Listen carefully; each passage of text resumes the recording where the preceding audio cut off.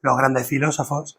Y el tema de hoy, como veis, se nos sale un poquito del marco acostumbrado, porque vamos a ver a un psicólogo, a un médico, a un psiquiatra, famoso psiquiatra suizo Carl Gustav Jung, que no es exactamente un filósofo, ni podemos decir que sea teoría filosófica, pero sin embargo nos interesa mucho porque plantea en su pensamiento muchos enigmas y muchas preguntas que sí que entran dentro de lo filosófico. Lo vais a ver ahora. Mi intención esta tarde es hacer como un breve repaso a las ideas, digamos, más importantes de Jung, si es que eso es posible, porque eso es ser muy atrevido, porque es una obra muy extensa, muy profunda, compleja de leer, se escribió en alemán en el siglo pasado, y la obra de Jung es muy grande, es una obra difícil. Entonces lo que transmito es una especie de resumen tal como yo lo entiendo, pero por supuesto que puedo estar equivocado y hay muchas interpretaciones de la obra de Jung y muchas lecturas diferentes incluso. Pero voy a tratar de alguna manera de basarme en la sabiduría atemporal.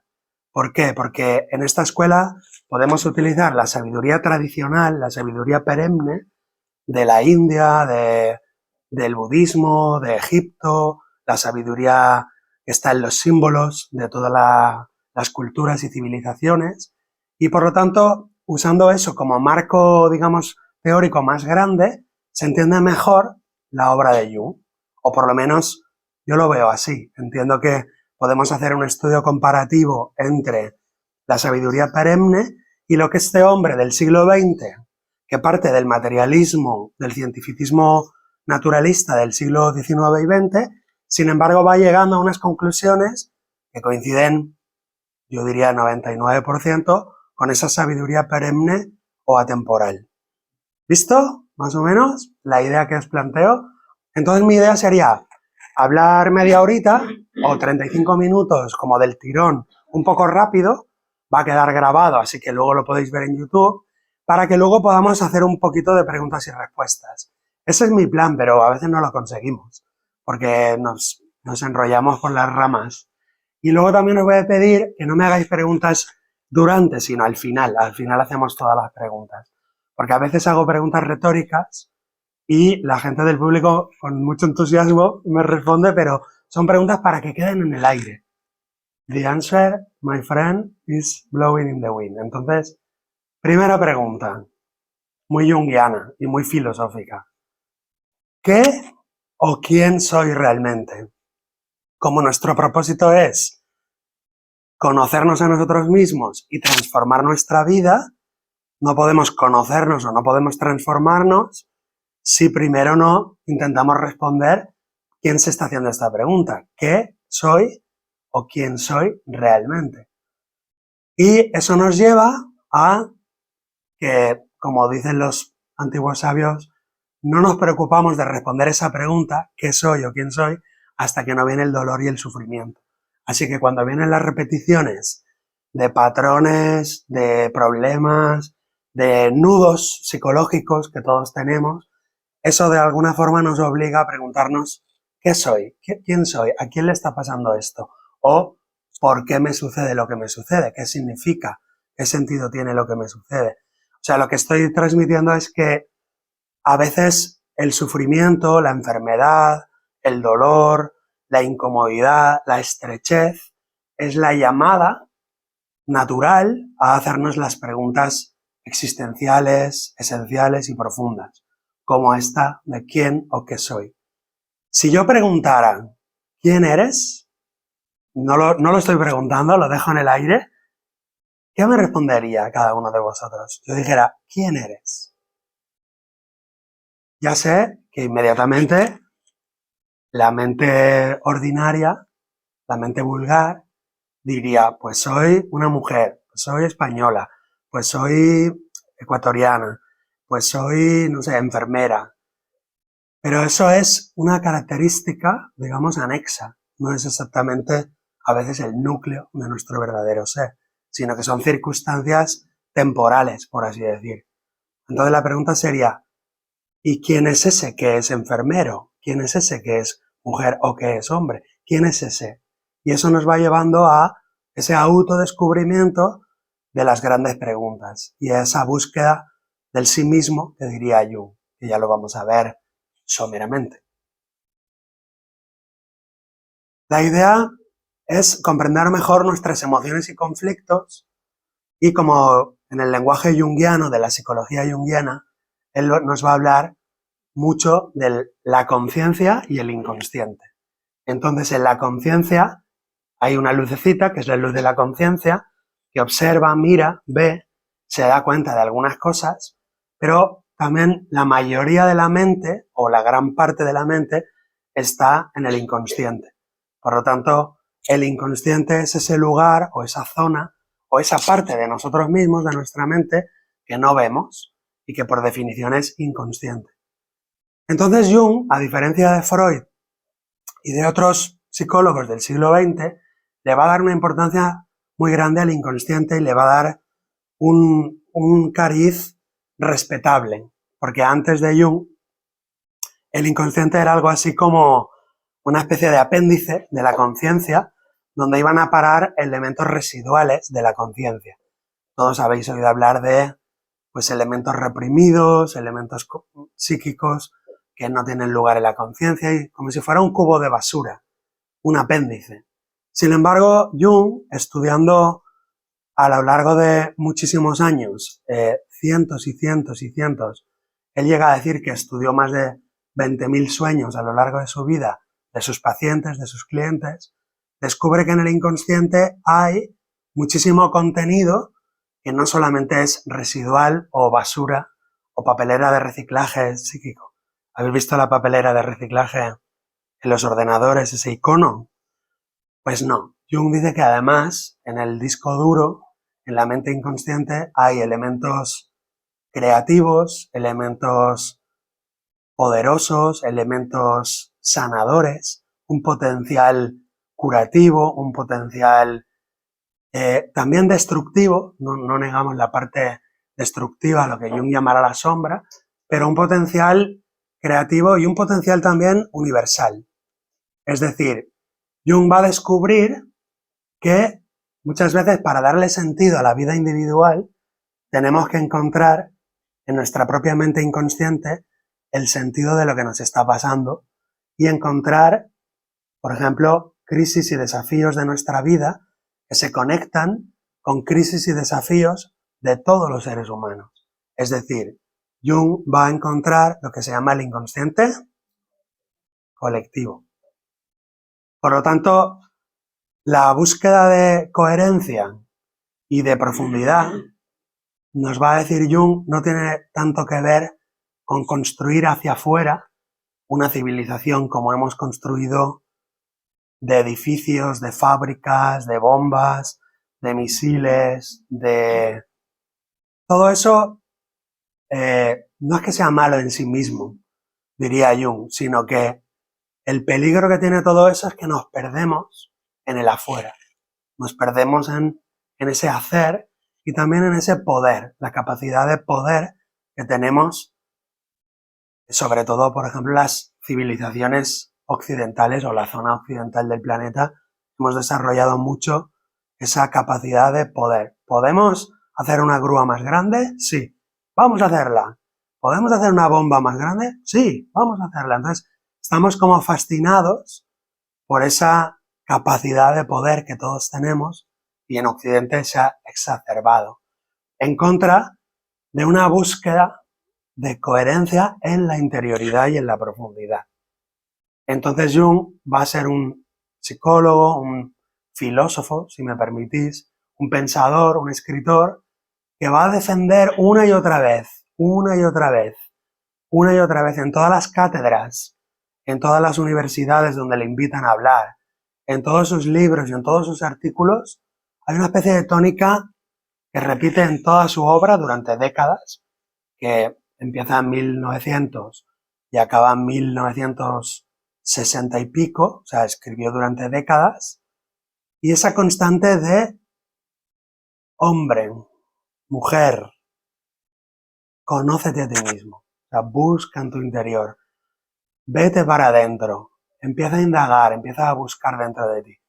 Y eso conecta mucho con ese precepto de la filosofía griega que estaba en el oráculo de Delfos: oh, ser humano, conócete a ti mismo y conocerás el universo y a los dioses. ¿Os suena esa frase? Curiosamente, conócete a ti mismo y conocerás el universo y a los dioses. Jung, partiendo de ese materialismo del siglo XIX y XX, va a ir investigando, va a ir descubriendo y va a llegar a esas mismas conclusiones. Es decir, dentro de nosotros, en nuestra alma, diría Jung, él usa la palabra alma, menos mal, porque en el mundo psicológico han matado esa palabra y cuando aparece le pegan un tiro. Pues Jung dice que en nuestra alma está todo. Todo es todo. Las montañas, la Saddam Hussein, Putin, Trump, las tarántulas, las serpientes, los edificios, los barcos, los petroleros, el estrecho de Hormuz, todo está dentro de nosotros. ¿Puede ser eso posible? No me respondáis. Pregunta retórica. Lo vuelvo a preguntar porque si hoy nos vamos de aquí con 4 preguntas, ya habrá valido la pena venir. ¿Es posible que dentro de nuestra alma esté todo?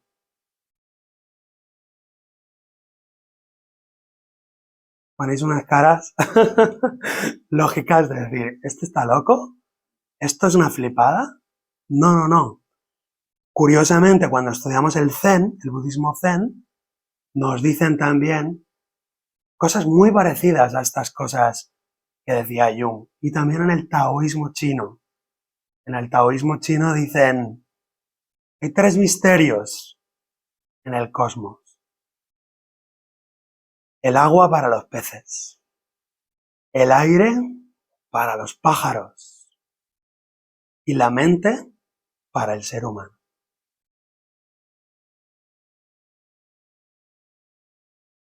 No digo más, ya la metáfora está ahí. Y bueno, voy a ir un poquito más rápido.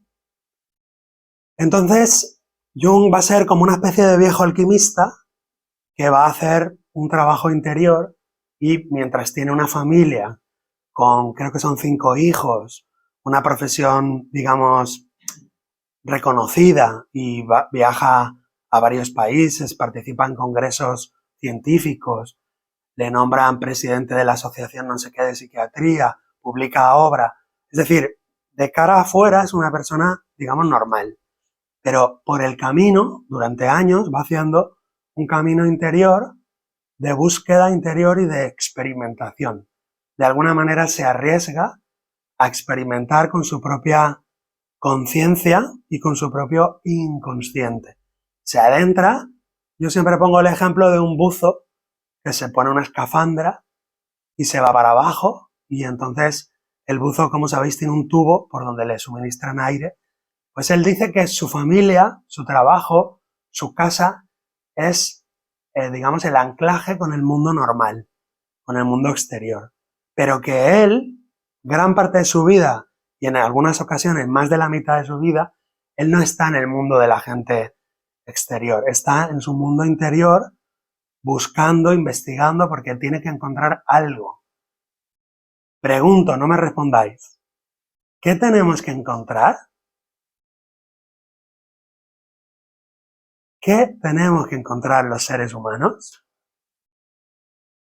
Y me diréis, bueno, pues yo tengo que encontrar petróleo, yo dinero, yo quiero un trabajo mejor, yo quiero una novia, yo quiero... No, no me refiero a eso. Me refiero a algo mucho más verdadero y más profundo. ¿Qué tenemos que encontrar los seres humanos, todos los humanos, en nuestro propio interior? ¿Qué tenemos que encontrar? Es una buena pregunta, ¿no? No sé si me seguís o estaréis pensando que estoy alucinando, pero es la obra de Jung. Entonces él se arriesga a escribirlo todo en un libro rojo. ¿Habéis oído hablar del libro rojo? Lo escribe todo en el libro rojo y dice, no se publique este libro hasta 50 años después de mi muerte. ¿Por qué? Porque es su obra magna y la más extraña, evidentemente. Es una obra de un alquimista. Por eso lo voy a relacionar con la tradición y los misterios de la antigüedad, Eleusis, Samotracia, Egipto, los misterios gnósticos de los primeros cristianos. Lo relaciono con Platón porque, aunque tiene muchas divergencias, tiene cosas en común con Platón, por ejemplo, la idea de encontrar, o más que la idea, la práctica, la experiencia de encontrar en la propia alma ¿qué? Algo de lo cual había hablado Platón. Las ideas universales, o sea, los arquetipos. Aunque tampoco son exactamente los mismos arquetipos en Platón que en Jung, hay diferencias, pero en general ambos llegan a hablar de que el alma, antes de, por así decir, de nacer, el alma ya posee o contiene información de todas las almas humanas. Es decir, es una visión perennialista, la de Jung, una visión que encaja con la tradición platónica y que encaja con esas ideas órficas y pitagóricas de que el alma ha visto antes de nacer las matemáticas sagradas, ha escuchado la música de las esferas, que la vida humana no es tanto inventarse todo eso, sino apartar los obstáculos que nos impiden reconectar con todo eso. Lo voy a repetir con otras palabras. La educación platónica, igual que la educación junguiana, o la pedagogía junguiana, si se puede decir así, sería más bien psicoterapia junguiana, pero es una forma de pedagogía del alma que es sacar los obstáculos, quitar las trabas del alma para que nuestra alma, digamos, florezca o madure o llegue a ser lo que ella ya sabe que tiene que llegar a ser. ¿Ahora me he explicado mejor? Es un poco complicado, pero es muy interesante. Vale la pena parar una tarde de jueves, una horita, porque si, ya os digo, nos llevamos algo, nos puede nutrir durante muchos años. Entonces, explora la psique y desarrolla una teoría que es la psicología analítica. Es una teoría bastante sistemática y bastante compleja, como un edificio, digamos, científico, pero claro, ¿dónde está el límite entre la ciencia y la mística, entre la ciencia y la religión, y entre la ciencia y la medicina empírica? Entonces, claro, es una ciencia o una teoría que está como navegando entre varios mundos. ¿Me explico? Está navegando entre una ciencia, digamos, positivista y otro tipo de ciencia como más espiritual. No sé si decir esta palabra. Lo ha dicho, espiritual. Entonces, descubre el inconsciente colectivo como las capas más profundas. Si la conciencia fuera la parte emergente del iceberg, la parte emergida, aquí estaría el subconsciente, que es un cajón al cual tenemos acceso. Por ejemplo, si yo te pregunto, ¿qué cenaste ayer? ¿Qué ropa llevabas ayer? ¿De qué color fuiste vestida el lunes? Ahora no lo tienes en la conciencia, pero puedes abrir el cajón y buscarlo en la conciencia. Eso es el subconsciente. Está ahí cerca del consciente, pero luego ya aquí está el inconsciente, que ya no tenemos acceso ahí, y es el inconsciente, digamos, de nuestra biografía, pero aquí está el inconsciente de nuestra infancia, aquí el inconsciente familiar, aquí el inconsciente, digamos, colectivo e incluso el inconsciente cósmico. Por eso Jung decía algo muy extraño, que hace falta un poco de reflexión y de investigación para entenderlo. Decía, Dios está en la psique, está en el alma humana. Y le preguntaron, ¿pero usted cree en Dios? Dijo, no, yo sé. Y dice eso en la BBC, en una entrevista famosísima, y todo el mundo se quedó como, ¿qué pasa aquí, no? O sea, esto no es muy científico. Pero él insiste que es empiría. Él dice, esto es empiría, esto es experiencia. No es teoría, no es una elucubración, una, ¿cómo se llama?, especulación filosófica, sino que él dice, no, es que son miles y miles de pacientes de diferentes países, de diferentes lugares del mundo, que vienen a mi consulta en Suiza, más todos los viajes que yo hago a la India, a África, a América, a París, a Inglaterra, a Estados Unidos, y veo que dentro del alma humana hay todo esto, y también está Dios. ¿Eso qué es, una buena noticia o una mala noticia? No me respondáis. Porque aquí viene también un debate. ¿Es buena noticia que alguien te diga un jueves a las 8 de la tarde, Dios está dentro de tu alma? ¿Es buena noticia o es mala noticia? Y aquí hay respuestas para todo. Para gente que dirá, ¡oh, qué bien, qué alegría! Otros dirán, no, terror. ¿Por qué? Bueno, hay que reflexionarlo esto. Y entonces, los arquetipos como ideas universales, seres universales, fuerzas universales que viven y actúan en la profundidad de nuestra alma y que es mejor que los conozcamos y es mejor que los estudiemos a que no lo conozcamos y que no lo estudiemos. Porque si no lo conocemos y no lo estudiamos, ellos actúan igual y lo que es peor, dominan nuestras vidas o predominan en nuestras vidas sin nosotros saberlo. Y entonces lo terrible de los arquetipos es que dominen en nuestras vidas sin nosotros saber que están activos o que están influenciando en nuestra vida, en nuestra conducta, en nuestra forma de ser. ¿Me explico? Y esto tiene aplicaciones terapéuticas y filosóficas. Porque uno cuando se empieza a conocer a sí mismo ve de alguna forma qué arquetipos tiene activos. Y por ejemplo, si yo soy una mujer y me quiero quedar embarazada, pero no tengo activado mi arquetipo de diosa madre, de Deméter, ¿qué pasará? Pues que no me quedo embarazada ni con 5.000 pruebas clínicas, ni con 50.000 fecundaciones in vitro, porque tengo que activar mi arquetipo femenino de madre para poderme quedar embarazada. No es exacto, es una idea aproximada de cómo funcionan las aplicaciones terapéuticas. Entonces, algo súper importante, los sueños. Jung le da muchísima importancia, cosa que nos habla de lo lejos que estamos de la mentalidad tradicional o peremnialista o junguiana o platónica. Para nosotros los sueños, pues casi no le damos importancia y es un gran error, porque como humanos, lo que tenemos en común todos los humanos de todas las épocas y de todas las latitudes del planeta Tierra es que soñamos. Por lo tanto, quiere decir que es algo muy humano y por lo tanto es algo que merece ser estudiado y merece ser trabajado. Y entonces, Jung les considera con mucho respeto los sueños y los trabaja en varios niveles y les otorga una importancia grande, porque es como que hay una vida psíquica en el inconsciente por las noches que tiene una función de compensación y de equilibración, pero también tiene funciones de preparar el alma para la muerte de un ser querido, preparar el alma para un cambio, preparar el alma para un viaje, incluso preparar el alma para la muerte. Antes de morir, si estáis atentos a vuestros sueños, sabréis que vais a morir. Y entonces lo podréis vivir la muerte mucho mejor que si no habéis estado atentos a esos mensajes o a esas imágenes. Y una de las cosas más importantes, yo diría, el alma como puente.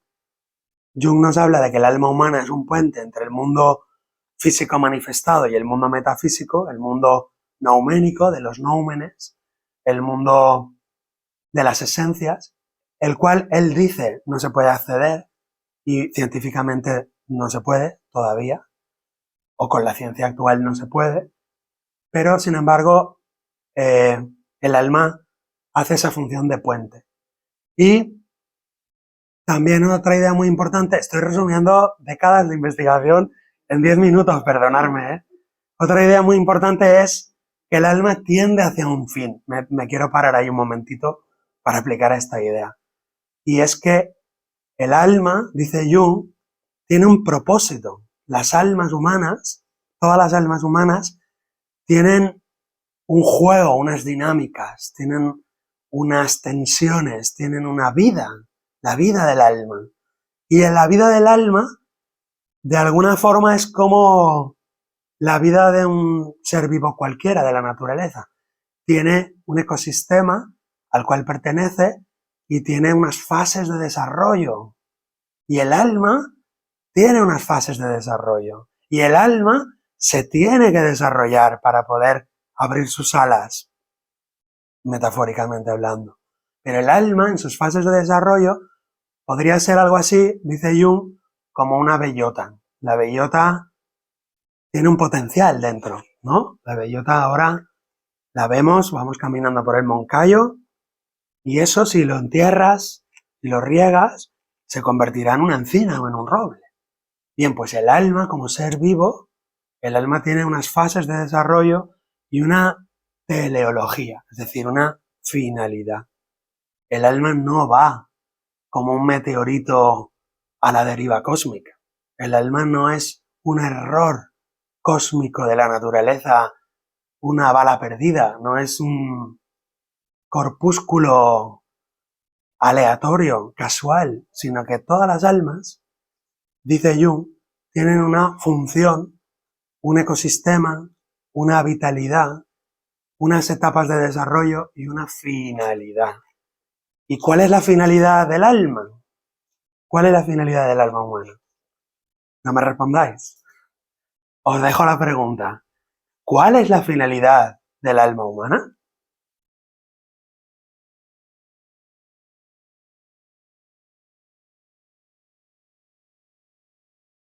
Luego ha dicho Sebastián que me podéis hacer un montón de preguntas ahí en el tapeo solidario. Pero las preguntas os las haré yo a vosotros si venís, ¿eh? Te diré, vale, yo te voy a responder, pero dime tú primero. ¿Cuál es la finalidad de tu alma? O sea, que es muy incómodo hablar con un junguiano. Es muy molesto. Bueno, la finalidad de Jung era curar. Él tenía la intención de curar. Y su psicología y su medicina y su filosofía era curar almas. Nunca jamás se salió de su rol de médico de almas. Jamás. El último año de su vida, los últimos escritos, dictó su biografía, porque le obligaron, él no quería, le obligaron a hacer su biografía y la dictó, y él siempre se consideró toda su existencia y lo que más, por así decir, apreciaba, era su faceta de médico. Eso dice mucho de un alma, digamos, sensible por el dolor ajeno, un alma, yo diría, humanista en ese sentido, ¿no? Como, ¿cómo se diría? Hay una palabra para eso, ¿no? Los amigos de los hombres, la gente que ama a la humanidad. ¿Cómo se llama eso? Tiene una palabra, ahora no me acuerdo. Bien, pues esa personalidad de querer ayudar, de querer aliviar el sufrimiento de las almas. Y volviendo a la finalidad del alma, os he puesto aquí una foto que me gusta mucho, que diréis, bueno, ¿y qué hace esa foto ahí? Pues esa foto es una foto que hicimos cuando fuimos a París. A ver quién sabe dónde está. En la Catedral de Notre Dame, que es una catedral alquímica total. Y ahí está esa foto, o sea, esa figurita, no está muy alto, está más o menos a la altura, poco más alto que un ser humano. Son como unos medallones que pasan desapercibidos al común de los mortales. Pero ahora cuando vayáis a Notre Dame, si vais algún día, acordaros de buscar y encontrar a la alquimia. Es la representación de la alquimia. Os pongo ese reto, ese ejercicio, ¿vale? Cuando vayáis a Notre Dame, tenéis que encontrar la alquimia, como la ranita de la Universidad de Salamanca. Pues el que encuentra la alquimia es como que empieza su trabajo alquímico. Y dice que hay dos libros, un libro abierto y un libro cerrado. Tiene una vara de poder, una especie de tirso, parecido al de Dionisos, se relaciona con la vida verde, es decir, la verdura, el verdor de Osiris, de la alquimia, de la eternidad, de la vida eterna. ¿Me seguís? Y la escalera porque es un camino, es un proceso, tanto la alquimia como el proceso del alma para encontrar lo que ha venido a encontrar o para buscar o para llegar a donde tiene que llegar. Que es la pregunta que os he hecho y no hemos respondido. Otra pregunta, ya para ir terminando esta parte teórica, es el origen del mal. O sea, el mal, ¿qué es el mal? Y Jung se preocupó mucho de esta cosa, del mal. ¿Qué es el mal? Pregunta también que os hago. El mal. ¿Qué es el mal? Entonces habrá gente que me dirá desorden, otros enfermedad, otros mala voluntad, malevolencia, maledicencia, mala forma de pensar. Pero la pregunta, digamos, budista que se hace Jung es ¿por qué existe en este universo eso que llamamos el mal? ¿Y cuál es su raíz? Y en el alma humana, ¿qué pasa con el mal? ¿Cómo se resuelve eso? ¿Se resuelve alguna vez? Otra pregunta que os lanzo. ¿Se resuelve alguna vez el problema del mal en el alma humana? La maldad humana que todos sabemos que tenemos o sentimos en nuestra interioridad, en nuestra psique, esa maldad, malevolencia o como le queréis llamar, ¿eso se acaba alguna vez o no se acaba nunca? ¿Y por qué? ¿Por qué está ahí? ¿Qué finalidad tiene el mal, la maldad? Son grandes preguntas, no me digáis que no. ¿Alguien se atreve a responder estas grandes preguntas así como quien no quiere la cosa? Como, oye, ¿tienes hora? Sí, las 8:05. No, hay que reflexionarlo un poco bastante para responder eso. Y entonces nos habla Jung de que hay fuerzas cósmicas, tanto en la naturaleza física como en la naturaleza anímica, que tienen dirección, que tienen intención, hasta el punto que llega a sorprenderse con lo que se llaman los complejos, ¿no? Habéis oído hablar de complejo de paterno, complejo de inferioridad, complejo materno, pues son elementos psíquicos que tienen vida propia, vida autónoma, funcionan por sí mismos, aunque tú no quieras decir no sé qué, lo dices, o aunque tú no quieras enfadarte con tu madre, vas a su casa y te enfadas con ella. ¿Por qué? Si tú has dicho que no te quieres enfadar con tu madre, nunca más, pero vas y te enfadas, o con tu padre, o con tu pareja.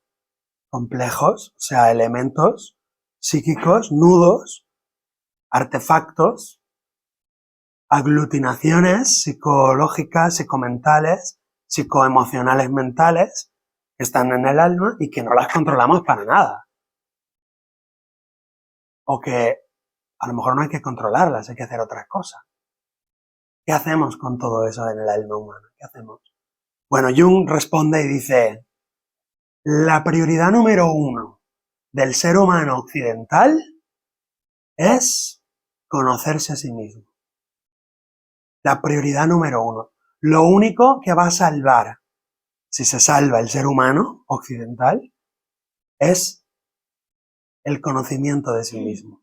Si el ser humano no se conoce a sí mismo y persevera en esa extraversión patológica y patogénica, todo con patos, como los patos del Ebro, hay muchos patos aquí, una extroversión patológica y patogénica y pato de todo, patógena y todos los patos. Si seguimos en eso, nos vamos a matar unos a otros, vamos a extinguir la naturaleza, vamos a romper el planeta, vamos a acabar con los recursos, ahora otra vez la energía nuclear, otra vez a rearmarse, todos los países pactaban bajar las bombas, o al menos ese era el paripé, ahora otra vez todos los países bombas nucleares, misiles, ejércitos, no íbamos, se supone, a la paz y al orden del derecho. Entonces, Jung es un poco agorero, ¿eh? Jung, me caes mal, ¿eh? ¿Cómo dices esto? Que el ser humano occidental se autodestruye si no desarrolla su conocimiento profundo de sí mismo. Es lo único que le puede salvar al ser humano. ¿Estáis de acuerdo? ¿O creéis que nos salvará un político? ¿O creéis que nos salvará, no sé, un economista? ¿O creéis que nos salvará, qué sé yo, un extraterrestre? Porque fijaros que son proyecciones, ¿no? Esto es muy psicológico, muy psicodinámico, lo de proyectar. Estamos proyectando en los aliens que nos vengan y nos salven. Estamos proyectando en los políticos y les estamos dando muchísimo poder Y estamos creando monstruos, ya veréis lo que va a construirse de aquí a poco, porque al darles tanto poder y tanta proyección, los políticos engordan, se inflaman, se inflacionan. Entonces, proyectamos en los extraterrestres, en los políticos, en los científicos, decimos, los científicos nos salvarán. Los militares, no. El conocimiento de uno mismo, la paciencia santa y bendita de que cada uno se haga cargo de su propia alma, de su propia mente. Esto es muy budista. Los budistas dicen, el ser humano que es capaz de estar solo con su propia mente y estar bien es un hombre en paz. El ser humano que no es capaz de estar solo con su propia mente no está en paz y por lo tanto genera conflicto afuera con sus coetáneos. Por lo tanto, poco la idea es empezar a buscar, a construir, a atesorar tesoros interiores. Aquí no veo a nadie de 16 años, ni de 20. Bueno, alguno. Pero la mayoría habéis pasado ya de los 30 y pico, ¿sí o no? No os hagáis los jóvenes ahora, no os hagáis los jóvenes. Ya habéis pasado de los 30 y largos. Incluso podríamos decir que muchos han pasado ya de los 40 y algo. Bien, pues entonces ya no hay que perder tanto tiempo con las cosas de fuera.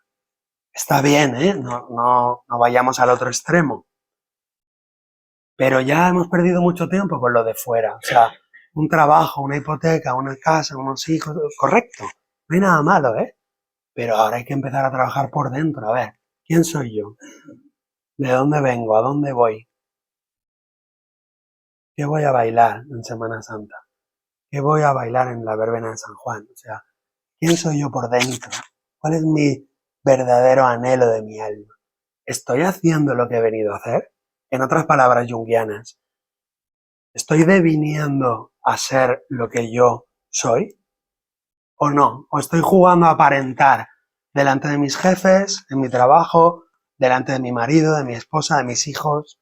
¿Estoy aparentando un personaje que cada vez está más hueco por dentro? Eso se llama ansiedad, depresión, burnout, falta de sentido y montones de enfermedades psicosomáticas por la pura y simple falta de trabajo interior o de búsqueda interior.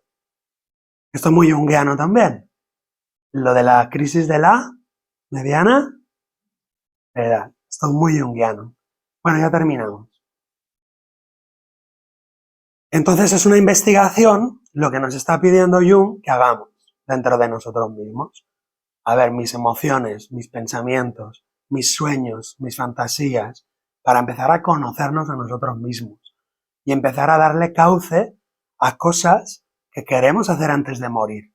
Si no sabéis por dónde empezar, una forma simple, no es muy ortodoxa, pero una forma simple es, hazte una lista de 3 cosas o 10 cosas que quieres hacer antes de morir. Y eso es muy junguiano si te dedicas a hacer esas cosas, porque así podrás ser un oficinista o una persona en la fábrica o una persona en el banco y no entrarás en crisis porque en paralelo, en tu vida íntima, te estás desarrollando. ¿Me explico? ¿Me explico, no? O sea que muchas crisis personales, divorcios, suicidios, se podrían resolver si la persona encontrara un sentido más profundo o un significado a su vida. Por eso es una investigación esotérica, si queréis usar esa palabra en el sentido de causas, buscar las causas. Esotérico quiere decir la filosofía de las causas, buscar lo que no se ve, lo que está en la raíz, lo radical. O sea, tenéis que ser más radicales.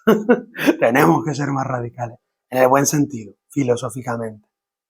Y es un trabajo científico también, porque es un cribado, donde tú vas haciendo como una especie de autoevaluación. ¿Sí? ¿Se entiende? Se puede hacer con ayuda de un junguiano o con ayuda de Platón o con la ayuda de los filósofos que os gusten. Pero hacerlo. O sea, buscar un tiempo para uno mismo y para desarrollar esa vida interior.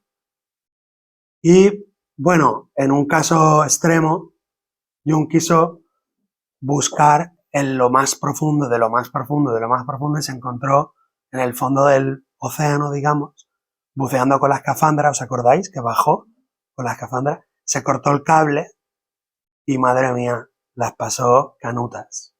¿Se entiende esa expresión? Lo pasó mal. O sea, estuvo cerca de perder su centro, su eje. Sin embargo, le vino muy bien para entender a todos los enfermos mentales. Porque de alguna manera no podemos entender a un enfermo mental desde fuera. De alguna manera lo observamos, pero no lo podemos entender. El verdadero médico, dice Platón, de alguna forma vive las enfermedades para poderlas entender. ¿Me explico? ¿Sí? Por eso pongo aquí esa psicosis interna que tuvo que escribir, dibujar y esculpir en piedra. Estuvo esculpiendo en piedra muchos años, porque también era una manera de aterrizar, de llevarlo a tierra, todo el trabajo, todo el descubrimiento y toda la, digamos, energía desplegada. Es muy peligrosa esa energía y hay que aterrizarla, hay que construir. Por eso construyó, esculpió en piedra, escribió y fundó asuntos para darle cauce a todo eso. Si uno se lo queda adentro, pues claro, pierde el juicio.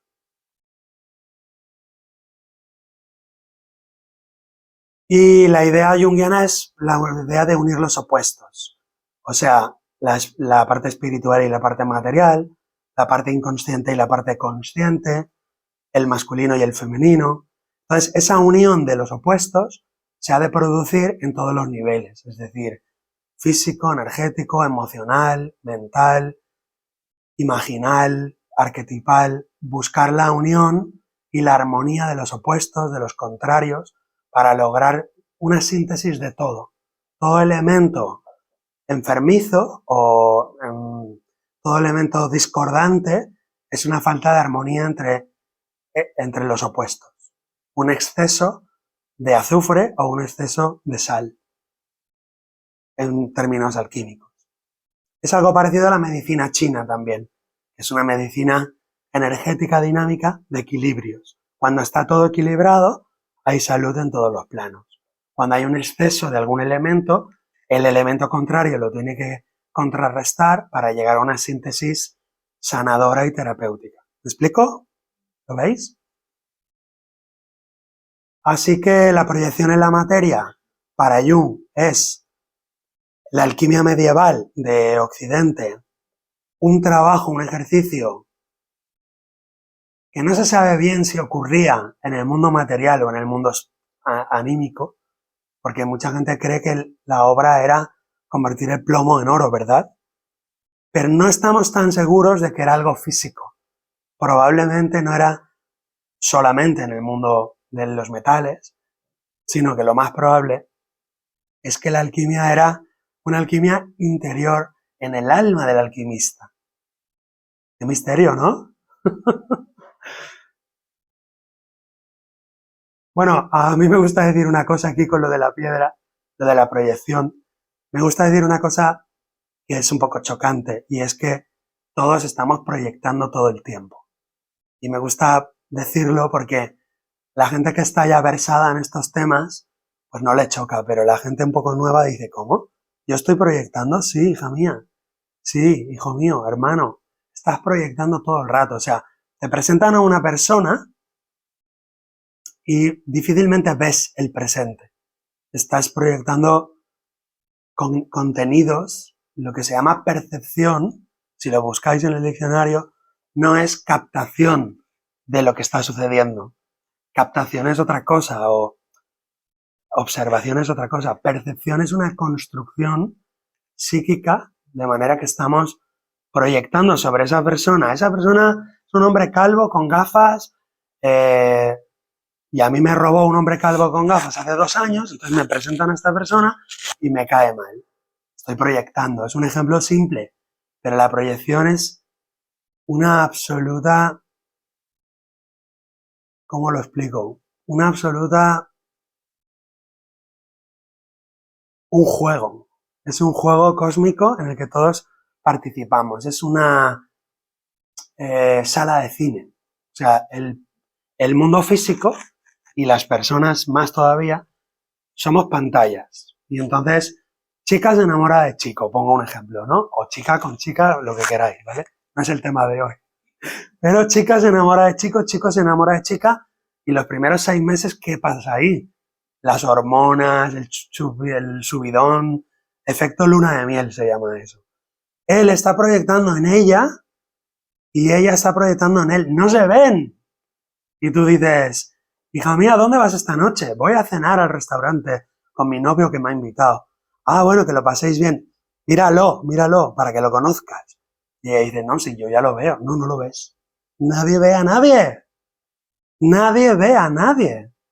Y me gusta decir, en clases de filosofía, cuando llegamos a la clase 5, el budismo, siempre digo, el único que ve es Buda. ¿Sois Buda? No, ¿verdad? Pues no veis. ¿Somos Buda? No. Pues entonces no veo. Si yo no soy Buda, no estoy viendo. No veo el presente, no veo la realidad. Estoy todo el rato percibiendo. Y la percepción es una construcción. Es una construcción. No es una captación pura. Es una construcción en base a mi pasado, a mi experiencia, a mis cogniciones, recuerdos, traumas, heridas infantiles, no sé qué, no sé cuánto, el inconsciente colectivo, todo está proyectando en la gran sala de cine llamada Mundo.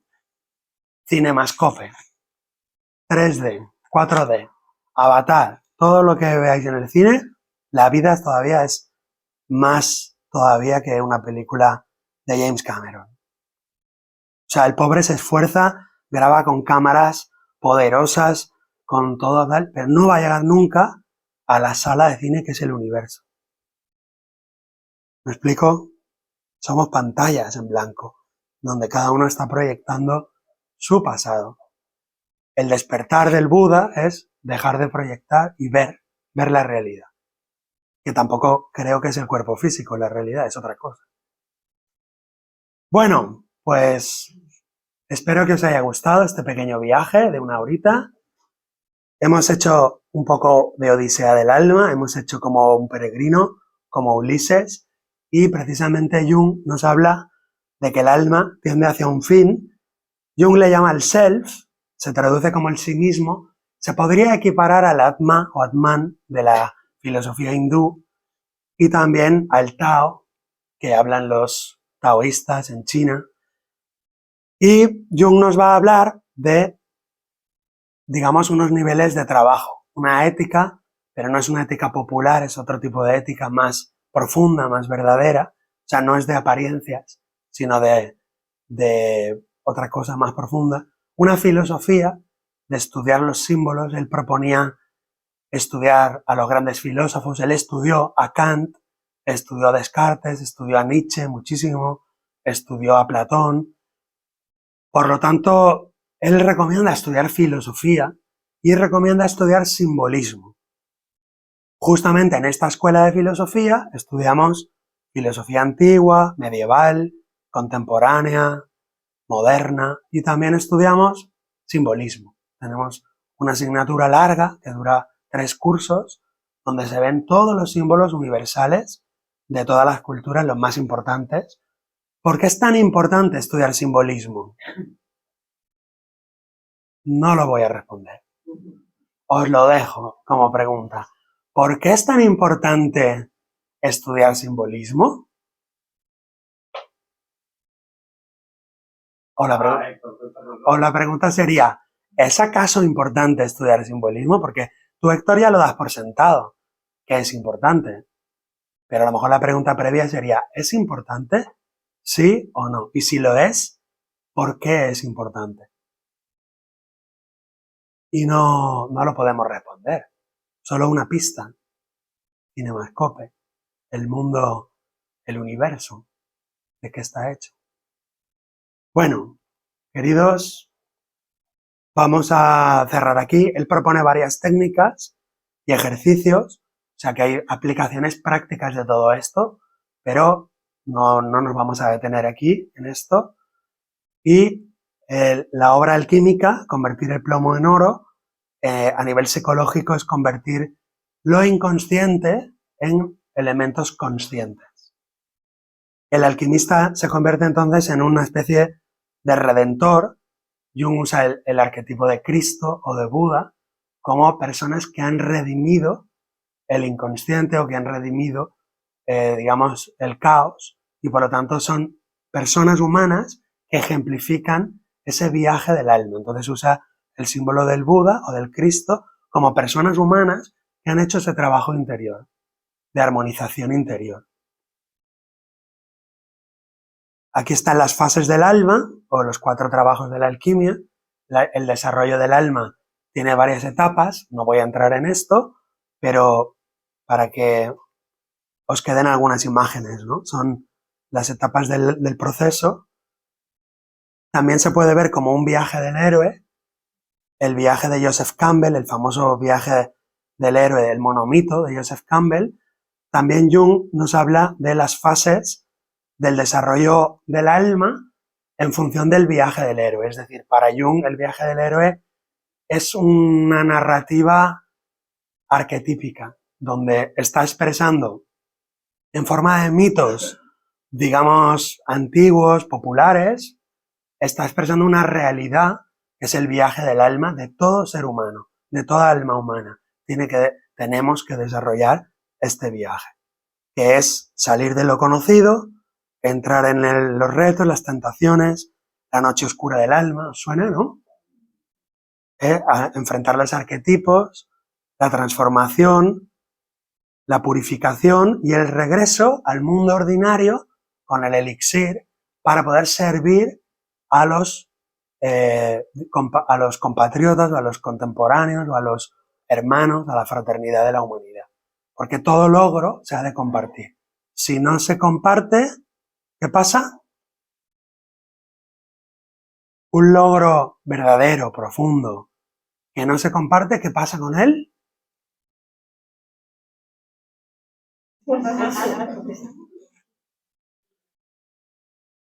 Es que por un lado quiero escucharos, pero por otro lado prefiero que el silencio nos permita respondernos por dentro. Si un logro grande, un logro bueno, un hallazgo, yo no lo comparto, ¿qué pasa?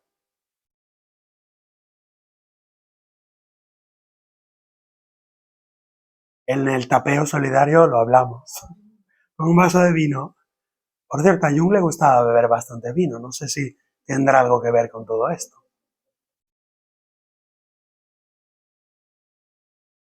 Y bueno, me salto muchas cosas, pero quiero poneros algunas imágenes para que veáis también la importancia de los colores, la importancia...